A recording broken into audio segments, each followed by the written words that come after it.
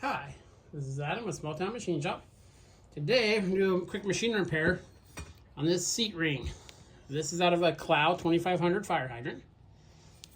And you can see the damage. What happened is an upper component broke and allowed the upper main valve plate and all that to rattle. And right there. These outer gouges don't matter at all. This is a brand new main valve. As you can see, when it sits in there, it mostly rides on the inner part. Now, most fire hydrants have like a 1-inch Acme thread at the top that the op nut's connected to. It puts a tremendous closing force on here. I've worked on hydrants that are 50, 60, 70 years old. You actually get an indentation, especially as they start to leak, because then people wrench on them more. You put stress on it, you break couplers, it's just not good. So what this is doing is when the valve is shut, just enough water is coming through, and this is on a dry barrel hydrant. It's not coming all the way up to the nozzles. It's coming out of the drain. This hole was exposed when the hydrant's shut. That's how it drains, so it doesn't freeze. But it's coming out of here. So what it's doing is it's saturating. When you install hydrants, you put drain rock around them and backfill them with dirt. So the little bit of water coming out of here is saturating it. So you'll see like grass will be either really lush around it or the ground will even be soft depending how much it's leaking. But you can hear that little bit of leak because a hydrant's like an echo chamber. You take a nozzle off, put your ear to it, it's like a seashell. So what we're going to do is chuck this up in the lathe and we're going to face this down. Get that thing out. Again, these outer ones don't really matter. These won't cause it to leak. This particular brand they like rough finish the top, so it makes it a little finicky putting it against the back of the jaws on the chuck. We'll get her. The angle too is not super critical because you got compressive forces against this rubber disc.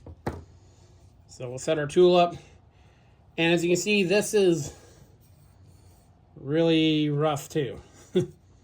I mean, it's obviously machined, but yeah. So we'll clean that up.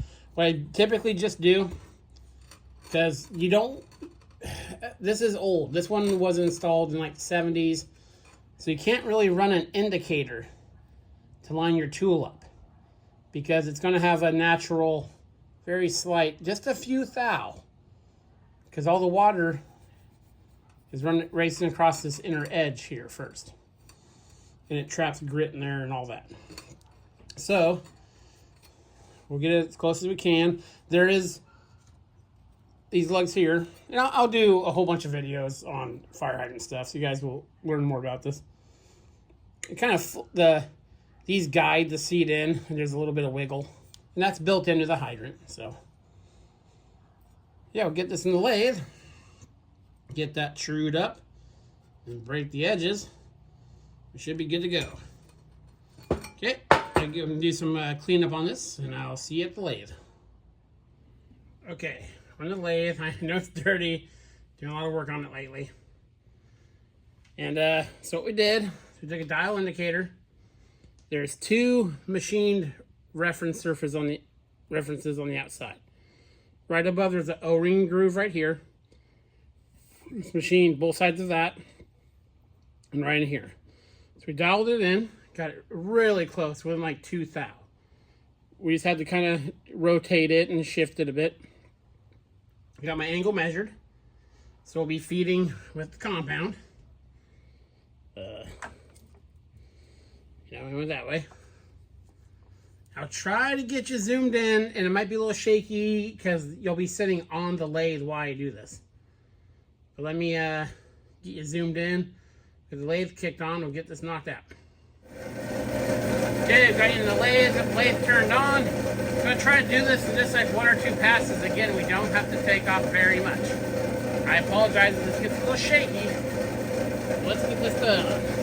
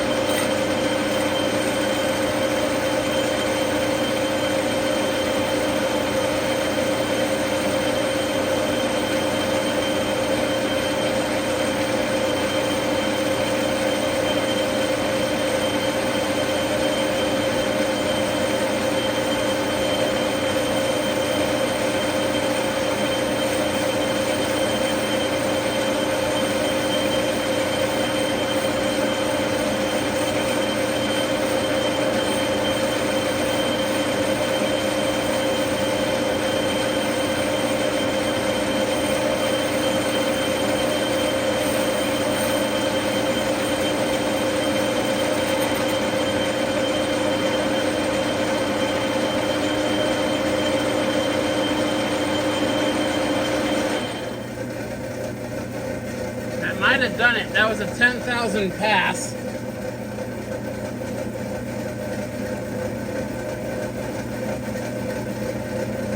Yes, I am very, very happy. You see the shininess.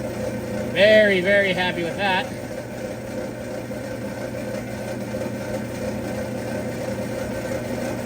Yeah, that'll do it. I'll get this chamfer real quick and I'll meet you back at the bench.